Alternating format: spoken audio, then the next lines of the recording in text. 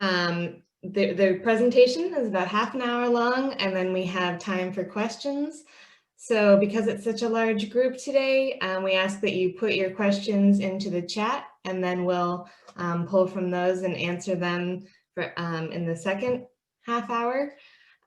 So you can put them in there, kind of if you have questions that come up as you go and you don't want to forget them, go ahead and throw them into the chat, or afterward, we'll keep an eye on it.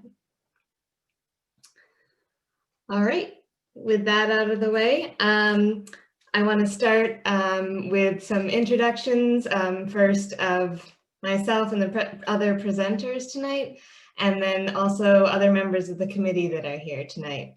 So my name is Amanda Richardson. I am a co-chair of the Rochester for Energy Democracy campaign. My name is Alberto Martinez. I'm a member of the Rochester for Energy Democracy campaign.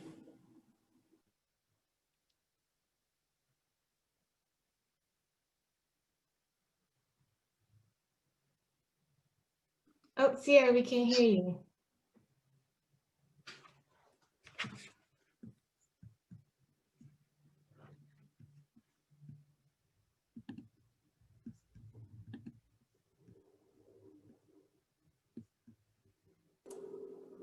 I don't know if you're trying to talk, Sarah, but in the meantime, I'm Lauren. I'm the secretary of the RED campaign. Hi. Sorry, some technical difficulties. I'm Sierra Mendez. I'm a member volunteer with the RED campaign. Other members that are here, would you like to introduce yourselves?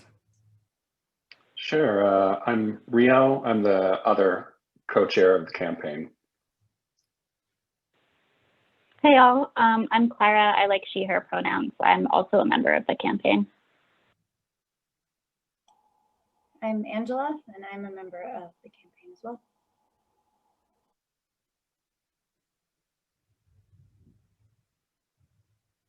I think I saw Eric enter. Are you here, Eric? Maybe not. Mohini, do you want to introduce yourself? Sure thing. Hi, everyone. My name is Mohini Sharma. I go by she, her, and I am the lead organizer at Metro Justice. All right. Any other committee members that I missed? Great. So for those of you who don't know Metro Justice, I first want to tell you a little bit about Metro Justice as an organization. We are a grassroots, member-funded, member-driven organization that fights for social, economic, and racial justice by organizing people and building mass movements. We do this by bringing communities of people together to take organized action to have a say in decisions that impact their lives. Rochester for Energy Democracy, our campaign to halt the climate crisis and make sure an essential need is treated like the human right that it is. Utilities, specifically electricity and heat in our homes. We can prevent climate catastrophe and make utilities a human right with energy democracy and public power. Specifically, our campaign, Rochester for Energy Democracy, is bringing people together to replace RG&E with a public, not-for-profit, locally owned, and democratically governed utility. Such a utility would take decisions out of the hands of politicians and corporations and put those decisions back in our hands. That's how we can build long-term solutions to climate change that center the needs and health of our people and environment. So today in this presentation, we'll discuss the joint crisis of climate change and expensive energy bills and why public power is the best solution and how we win. And with that, I'll pass it off to Alberto. Hi, good afternoon. As my colleague Amanda said, I'll be discussing the climate crisis portion of this session. But before we begin, I just want to acknowledge that we're currently living on occupied land belonging to the Seneca Nations of the Six Nations Confederacy. And with that acknowledgement being said, I just like to start out by saying that we're currently witnessing the biggest ecological crisis of our lifetime, which is in reality an economic crisis. And to survive this economic crisis, we really need an ecological economy, particularly in our energy and transportation industries due to our over-reliance on fossil fuels. I'm pretty sure by now, most of you have heard of global warming or the greenhouse effect. And if you haven't, just a really quick recap is basically when carbon emissions from oil, coal, alongside methane emissions from frack gas trap more of the sun's heat into our atmosphere. And this in turn increases the temperature of our planet. And this really has negative side effects for our planet overall. I'm pretty sure the most infamous side effect that all of you are aware of is the melting of our polar ice caps. In addition to the melting of our polar ice caps, we're seeing for the first time the Arctic permafrost melting, which is threatening to release more trapped methane as well as prehistoric diseases out into the world. From Hurricane Katrina to Superstorm Sandy, sea storms are becoming the common and the norm, and they're becoming even more devastating. In addition to this, we're seeing massive forest fires, such as the one in the West Coast and the one in Australia becoming the normal. And we're seeing heat waves escalate into we're seeing heat waves in countries like Japan, Australia, and India become more dangerous. And all these catastrophic disasters together will continue to escalate into crop failures, pollination cycle disruptors, and famines. In addition to all of this, the current loss of natural wilderness in our increasing pursuit of finding even more fossil fuels will leave us ever more vulnerable to pandemics like COVID-19 by exposing us to wildlife which humans have never encountered before, and they could carry deadly diseases, deadly transmittable diseases that we have never had the pleasure or displeasure of being put in contact with. And lastly, we have seen an unprecedented wave of extinctions that have never been seen since the extinctions of the dinosaurs. All of this is to say is that we are living on a ticking time bomb right now, because current scientific estimates gives us about 5, maybe 10 years to prevent a mid-century ecological cataclysm. And if we change nothing at all, then heating is likely to reach extinction levels by the end of the 21st century. Now, how exactly did we get here? How did this happen? The historical roots of our ecological crisis can be traced back all the way to colonialism and arguably further. But actual atmospheric emissions can be more commonly traced to the industrial age.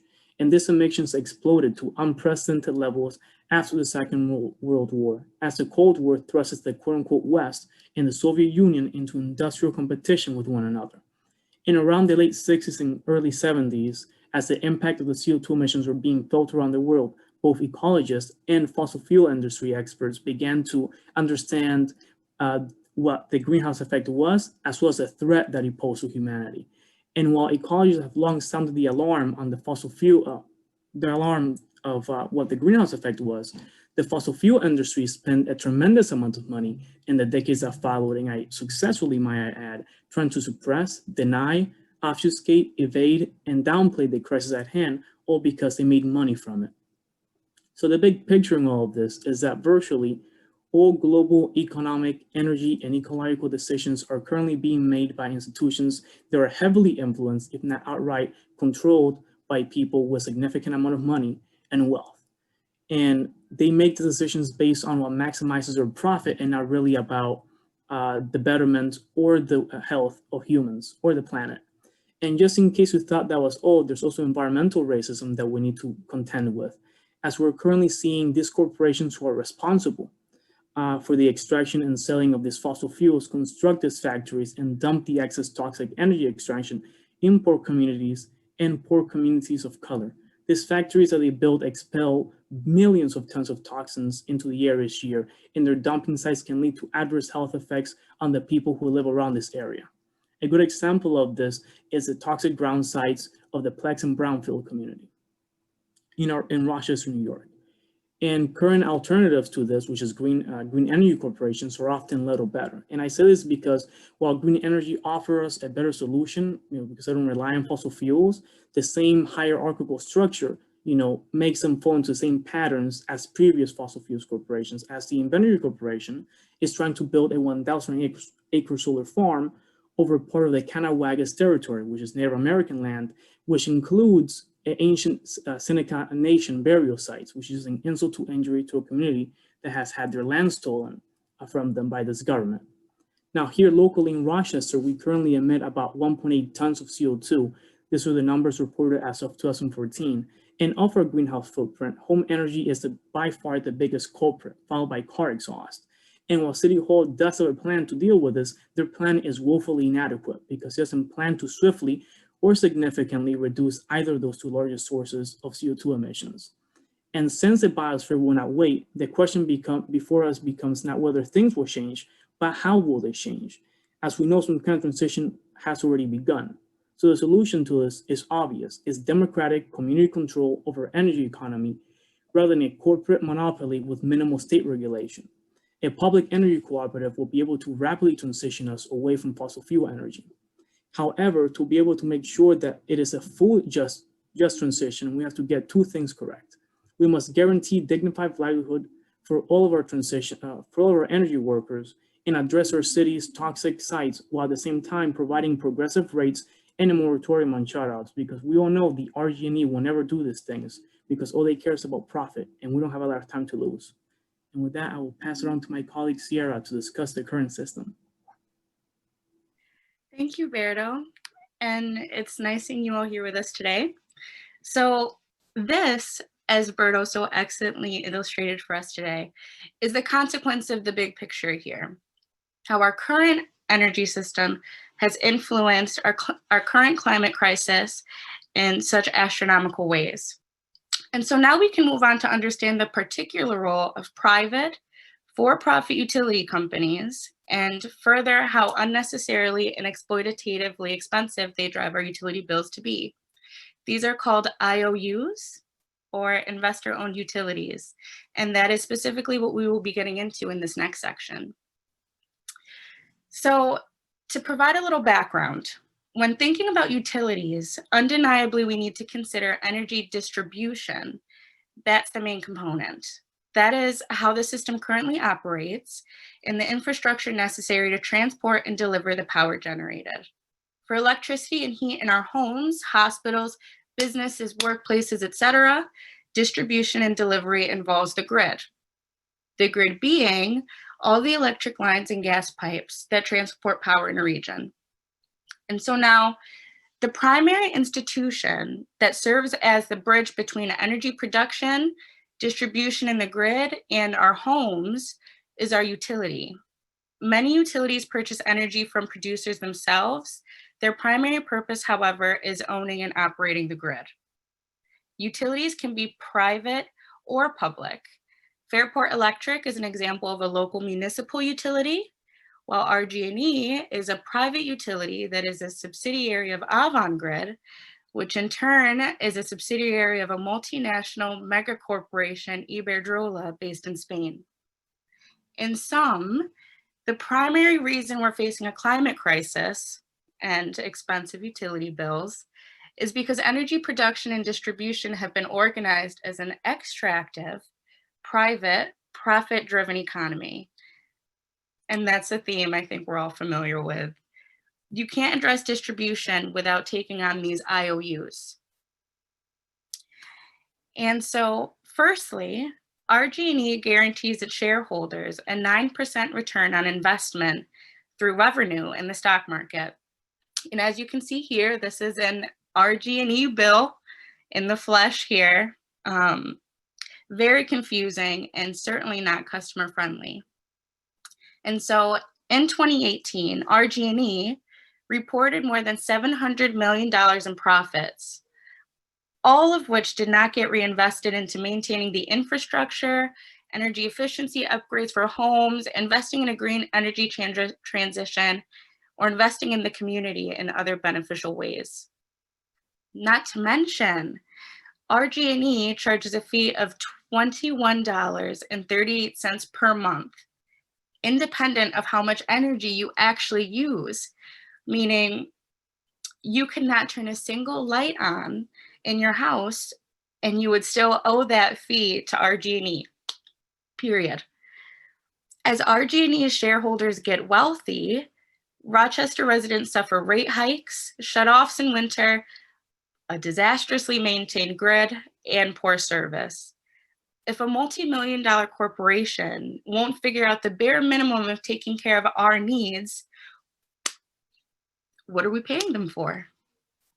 Not to mention, there are race and class inequities, and it's these communities that suffer the most. More than 498,000 New York households live at or below 50% of the federal poverty level, and they pay an average of 29% of their income toward energy bills. That's a lot. Energy bills should amount to no more than 6% of income to be considered affordable. In 2015, 1 in 3 US households faced challenges in paying energy bills, forcing them to keep their home at inhospitable temperatures, receive disconnection notices, or forgo other necessities like food or medicine to pay their bills. Now, in the midst of a pandemic, when guaranteeing basic human needs like electricity and heat are more important than ever, RG&E is becoming even more predatory. Since June of 2020, RG&E has been sending people shutoff notices for non-payment that do not mention the moratorium on shutoffs and late fees. Furthermore, customer service reps don't even mention the moratorium on the phone unless explicitly asked. These practices are actually egregious violations of the current moratorium on shutoffs for non-payment due to the pandemic. And despite profiting hundreds of millions every year, RG&E is taking advantage of people who are unfamiliar with the moratorium, people whom will then needlessly forego paying for other necessities so their power isn't turned off. The shutoffs are directly related to an increased risk in the likelihood of becoming homeless, along with also being correlated with an increased risk of a child being removed from the home. RG&E threatened 43,324 families with electric and gas shutoffs from September to October alone. As I hope I've properly illustrated for all of you, this is a uniquely despicable show of greed. And with that, I'm happy to pass the presentation on to Lauren to discuss IOUs and their devious practices a little bit further. Thank you, Sierra. Now I will be covering some even more terrible news. Generally speaking, we're using dirty energy. It's easy for us to make the connection between profit motive and our expensive rates, but why the profit motive for IOUs is inherently a barrier to green transition takes a little more unpacking. So that's what I'm going to get into. Again, currently we're using dirty energy. 42% of the electricity RG&E is getting is from methane emitting natural gas, and 4% still comes from burning coal, which of course emits carbon. Less than 15% of RG&E's energy is coming from renewable sources like hydroelectricity or wind. This means almost half of our electricity is coming from sources that are responsible for climate change. We know that utilities will do everything in their power to avoid cutting into the profits that they guarantee to their shareholders. So if there are any situations where they must spend more money for really anything, we know that they're going to raise our rates. They're not going to take it out of the profit that they have guaranteed to their shareholders, meaning the rich are getting richer and we're getting our power turned off when we can't afford a $200 bill. If utilities transition to buying from renewable energy generators, they'd raise our rates, which forces us to choose between our need for heat and electricity or a habitable planet for our futures. The same profit motive that extorts ratepayers is also why RG&E won't make the green transition in the first place. Next, a green transition means upfront investment, which is probably why some people don't think we should do it. But this investment would cover repair of electrical lines, building a lot more of them, investing in the building of more facilities that generate solar, wind, and hydroelectric power. And it would mean investing in upgrading people's homes to use electricity and geothermal heat pumps rather than gas to heat your homes. So everyone here is here because you're interested in energy democracy. So obviously we all agree that this investment is very worth it in the long term because it's necessary for us to have a safe and healthy planet in the future, let alone a planet at all. But corporations that are operating for profit aren't thinking this way, like IOUs. Their shareholders are in it for the money and they want it immediately. When the climate catastrophe comes, you bet they'll have their millions and billions of dollars to get them through the catastrophe, and we will be suffering the most severe consequences. Not only do IOUs not invest in a green transition, but they actively fight it. For example, Avangrid, the parent company of RG&E, is one of Republican Senator and Senate Majority Leader Mitch McConnell's biggest election campaigns. And guess what he doesn't believe in? Global warming. He has repeatedly and publicly stated that he's unsure global warming is a real threat. I'm just going to say that again. Our Senate Majority Leader doesn't think global warming is a real threat. He also opposed the Green New Deal and is very pro-gas. He also, Avangrid, who he supports, has a close relationship with Saudi Arabia in order to maintain a supply of cheap oil, more carbon-emitting fuel, which is obviously causing climate change. So to conclude this section with a few important points to remember, IOU's lobbying against green energy isn't limited to New York State or Avangrid. It's a national and global problem. IOUs are actively fighting a green transition. And when they do make any changes or any transitions, it's on our backs. It's on ratepayers' backs who's already struggling to afford the rates. Therefore, we need a different option. And that different option is energy democracy. And I'm going to pass it back to Alberto. Hi, as my colleague Lauren said, the solution to this problem that we're facing right now is that we rise and we fight for a democratic, public, and locally owned utility, which should be based on 4 main principles of energy democracy. The first principle should be public ownership of our energy grid so that it is not for profit and decisions are no longer made on behalf of shareholders, but by and for our community. The second principle to this is a commitment to a just and immediate transition to clean energy source while prioritizing publicly or cooperatively owned generation whenever possible.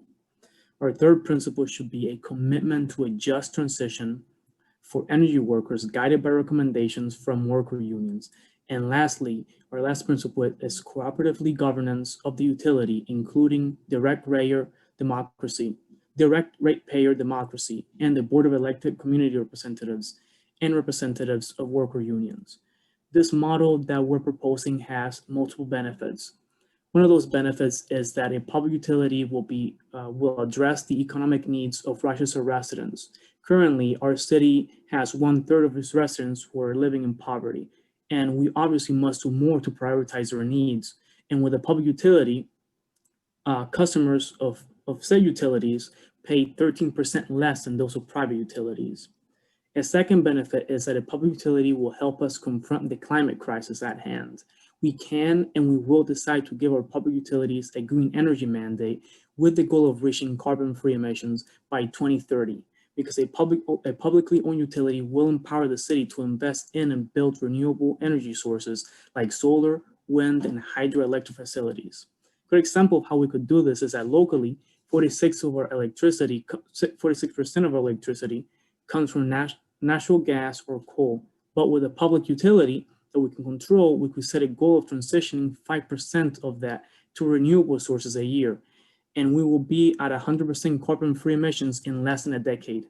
And we don't have a lot of time to do this, so we need to act quickly. Another benefit of a public utility is that it will empower Rochester workers. Currently, for-profit energy means disregarding the interests of workers while lining the pockets of RG&E's multinational parent company, Iberdrola, which is based in Spain.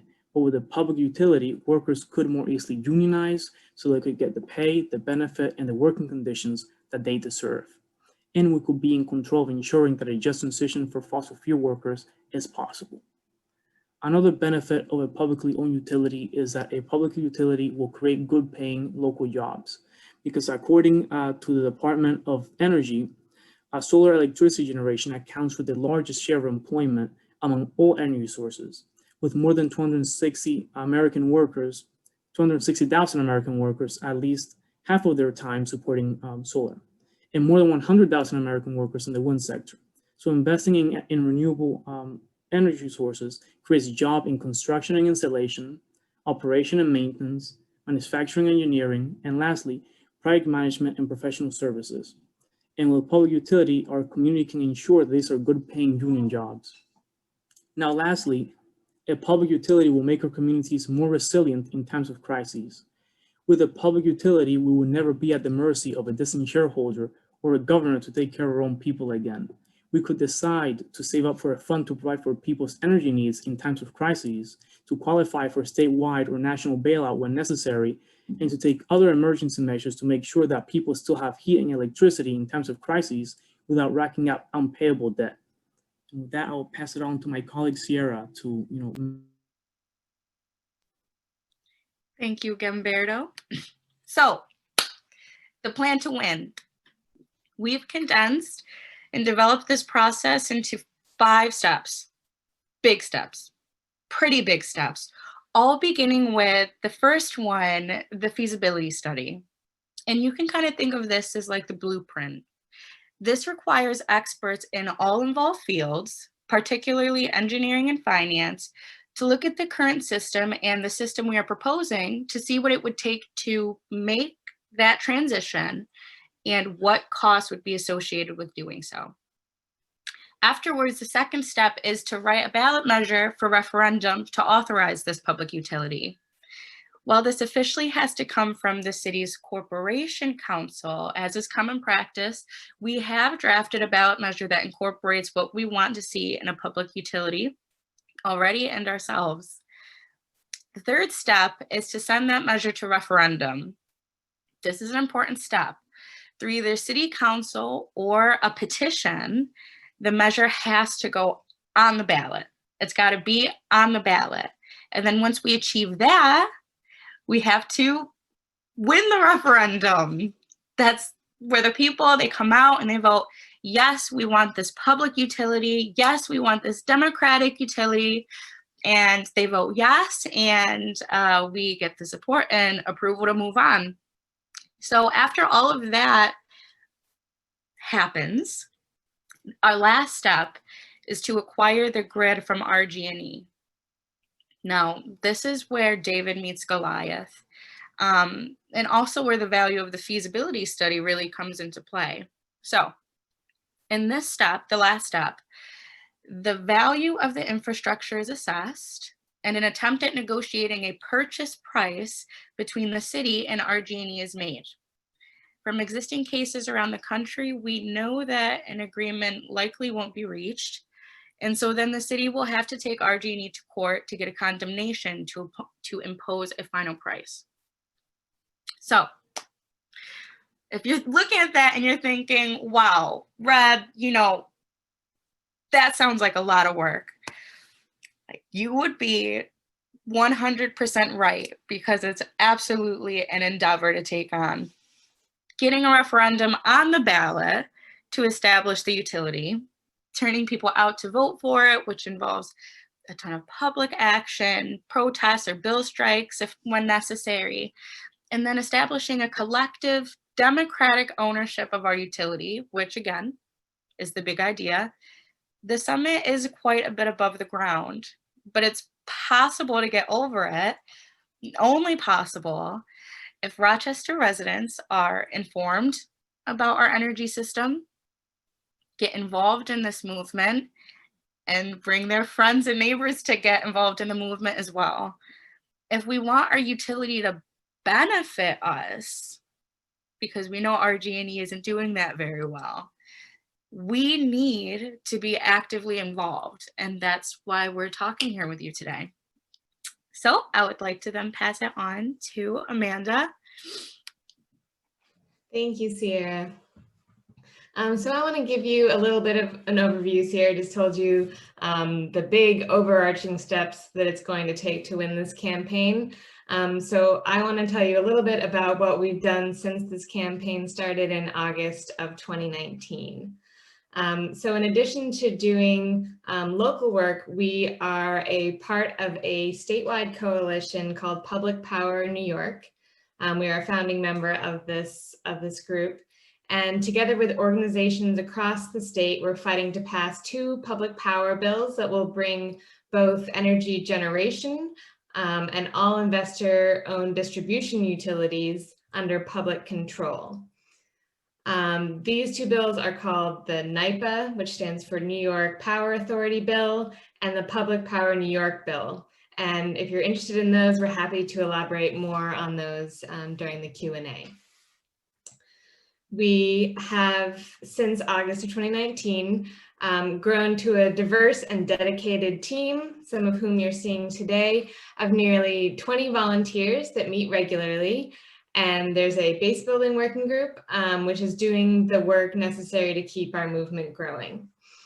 We have completed a draft of a ballot measure, which Sierra mentioned, for referendum, which we will edit as we receive feedback from community partners.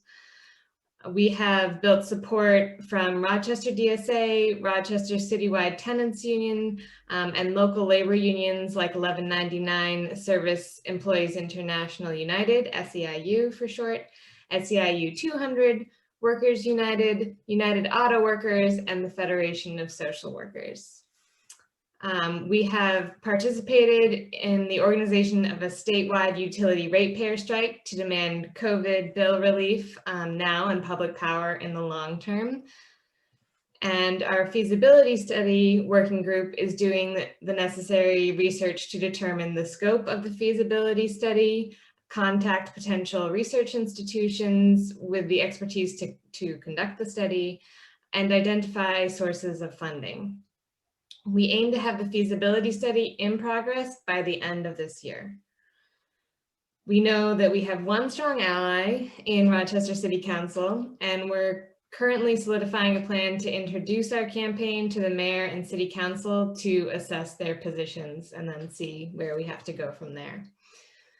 Through growing our own base at RED, developing a larger and more involved network of supportive organizations, and starting the feasibility study, we aim to be ready to mobilize for the referendum by the end of this year. Like we mentioned before, as Sierra said, winning public power here will be a lot of work, and we can do it if we come together as a community. Our families need to be able to trust that heat and electricity will be treated as the human rights that they are, and that we'll have a habitable and safe planet to live on in the future. The clock is ticking and we have no time to lose. So we call on you to join us, and I pass it on to Lauren to tell you a few of the ways that you can join us in our work. Okay, so you guys already took the first step in attending this teach-in to find out this information. You can also join our committee. We meet bi-weekly, 5:30, 7:30 on Wednesdays, and our next meeting is January 27th at 5:30. So feel free to drop your email in the chat, or you can contact myself or Mohini if you want to come. When you join our committee, we have 3 working groups that you've heard mentioned: base building, the feasibility study, and the solar project. For example, we are who's putting on this presentation is the base building work. So help us strategize in moving our work forward. And you can have your organization sign on to our campaign. Like we mentioned, we have support from a few organizations. We're always looking for more. You can connect us with other organizations you think we should work with. In the future, you can join us for a canvas or help us organize a canvas in your neighborhood. I saw somebody type something about Plex. We did canvas in the Plex neighborhood pre-COVID, but we're planning on doing much more after this is all over. And you can partner with us to put this workshop on for other communities you're a part of, or organizations, really anyone. This is the 3rd one we've done, and we're hoping we're just getting started. We want everyone to know. So let us know if you know a group that might want to hear it. We'd love to put it on for you guys. And that's all we got for you. So thank you so much for listening, and we'll answer some of the questions that have been in the chat now. Awesome. So I have been taking note of some of your questions that are in the chat. I am going to go to the beginning. And I saw some things about like creating signs. We have a bunch of materials. That's absolutely something we can take into consideration and bring to the Red Committee. I want to make sure I pose a question from Jenna to our presenters here today, which is there a difference between a public power utility and community choice aggregation, or are they the same thing?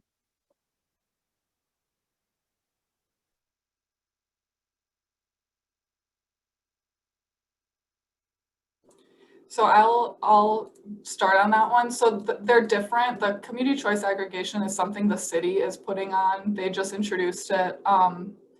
Generally, yes, it's a great step in moving towards green energy. However, there's a few things that they don't cover that we find very important. First of all, it doesn't HEAP recipients, which is the Home Energy Assistance Program, are not eligible to be part of the CCA. And that's a low income bracket of people. So that's a huge chunk of people who could benefit from public power, can't.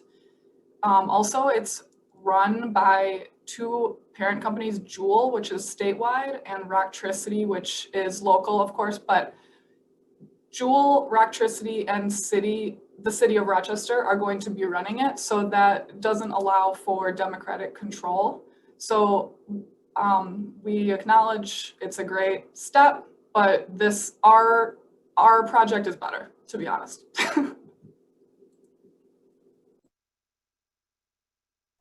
All right, and then there was another question that Jenna had about, hold on, I'm just making sure I can find it. There we go. How can I propose policy ideas as a town board candidate that would support a public utility and incorporate renewable and solar energy specifically in the town of Greece? I'll hand it off to the presenters first, but if you'd like me to jump in, I can do that as well.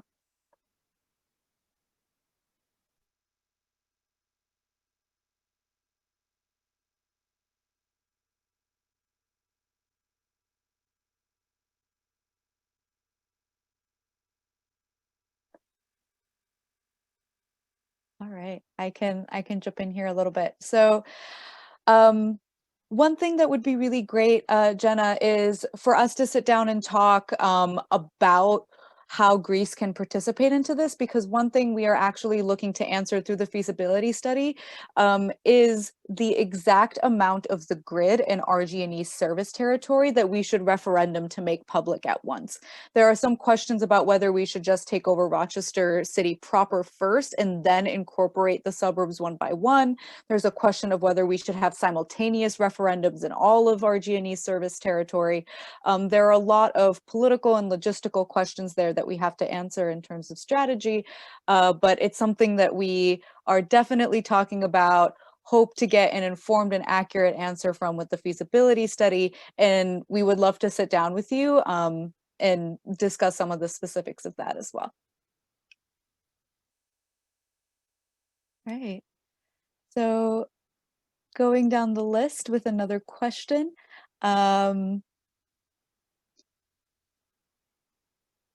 How are we connected with the Plex Solar Initiative?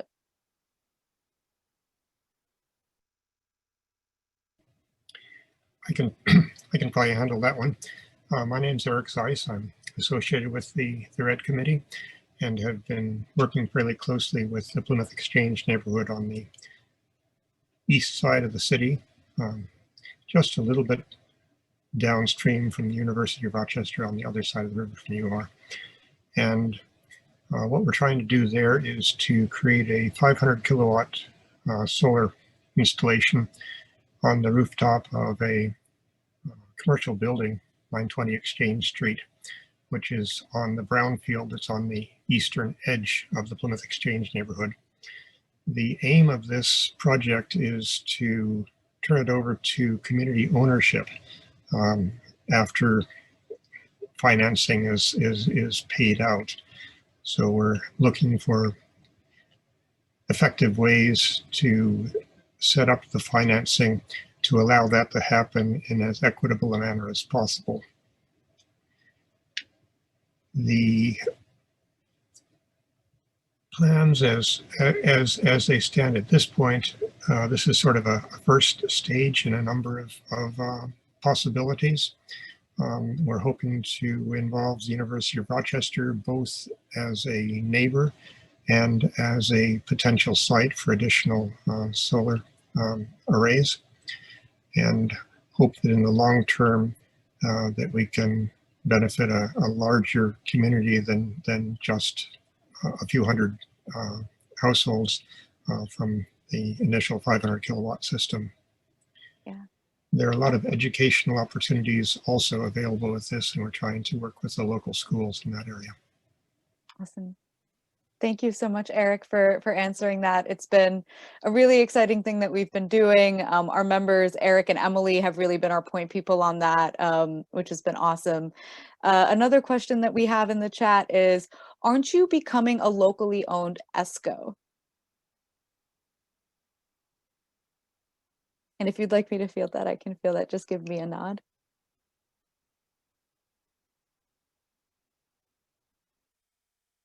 Okay, awesome. So ESCOs are really interesting. They're private energy supply companies. They are often very predatory, and they deal with the generation side of the energy system. So like Sierra was talking about earlier, and Lauren alluded to this as well in talking about CCAs, there's generation, transmission, and distribution when it comes to our energy system. Generation is like the actual power plants and the energy that's actually being produced for us to use. What ESCOs do is that if you sign up with an ESCO, they will purchase your energy supply for you. Right now, what the standard is that you pay RG&E both for supply, for all the work that they do to purchase the supply of energy for you from power generators, as well as the distribution, which is all the power lines and the grid that it takes to actually transmit that energy to our homes, for example.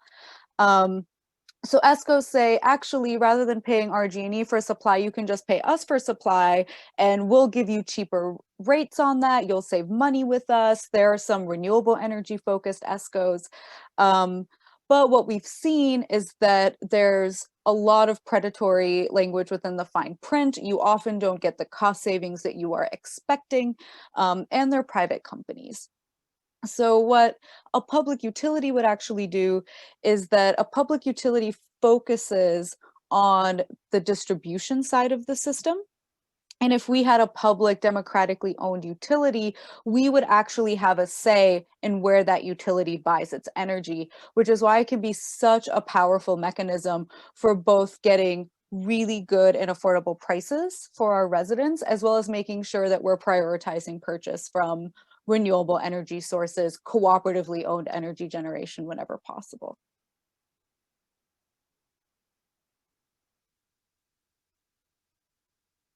And there was another question about Monroe Community Power and Jewel Community Power, and I think Lauren sort of addressed that with the CCA. As far as which council members we're allied with, I can just answer that quickly and say we have been asked to keep that private for now, so we can talk more offline and in the Red Committee to talk about that. The other question is, have you heard of the former Genesee Valley People's Power Coalition, which was active in the later 70s and early 80s? They tried to do what we were trying, but the community was not ready at that time. So who would like to field that? I can take that one.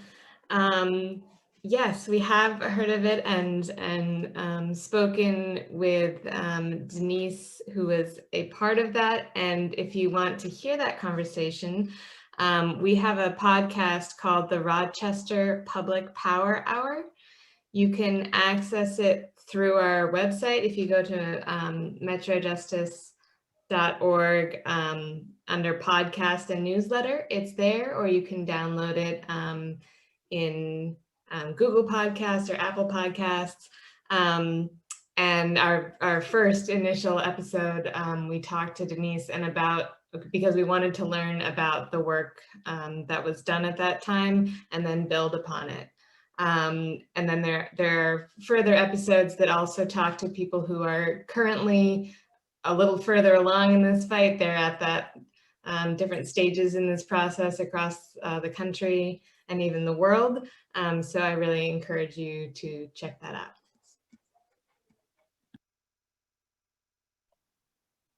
Wonderful.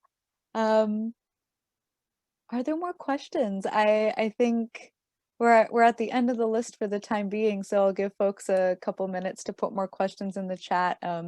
We're here to talk with you, so please don't hold back. Awesome. So a question from Grace: what type of support or help would you like to see from other organizations? Grace is a hub coordinator for Sunrise Rochester, and they think that this is something our hub would be interested in getting involved in.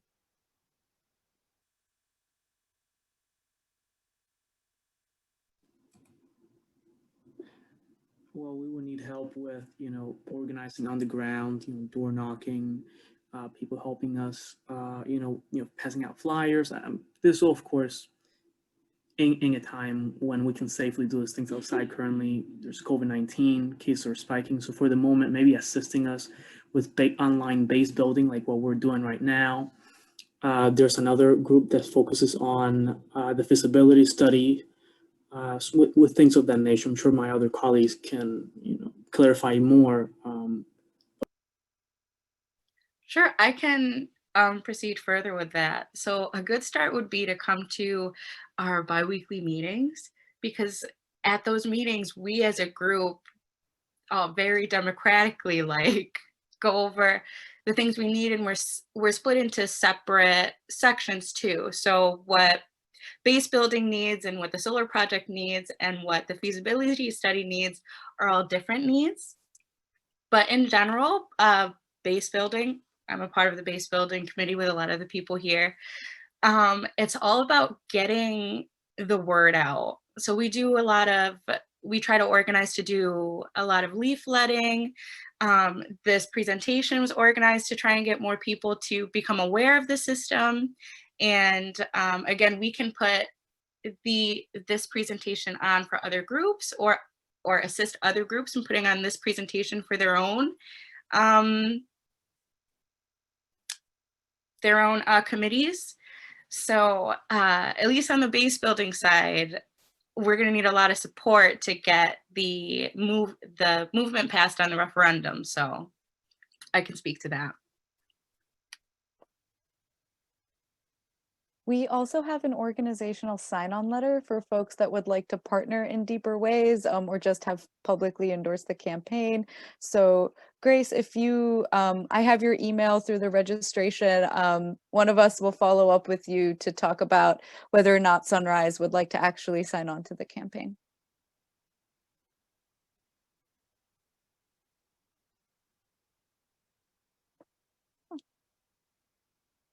Are there any more questions?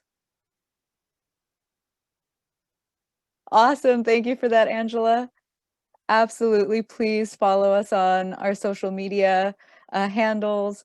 Our members, Clara and Shay, do an amazing job of getting really accessible, really creatively crafted graphics out there to make sure people can stay up to date.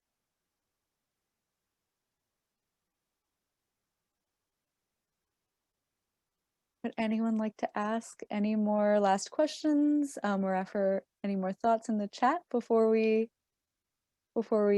begin to close out?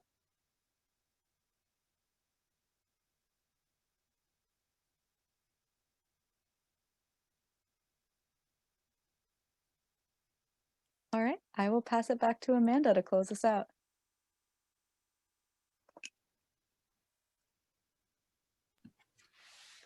All right. Well, thank you everyone for coming. If you have any questions that you think of later on, feel free to reach out via email or social media. And yeah, we'd love to see a lot of you joining our meetings. You can go and RSVP on the website so that we know that you're coming and we can get you up to speed before the meeting. on what's going to be covered then. So thank you, everyone. Stay healthy, stay safe, and thanks for coming.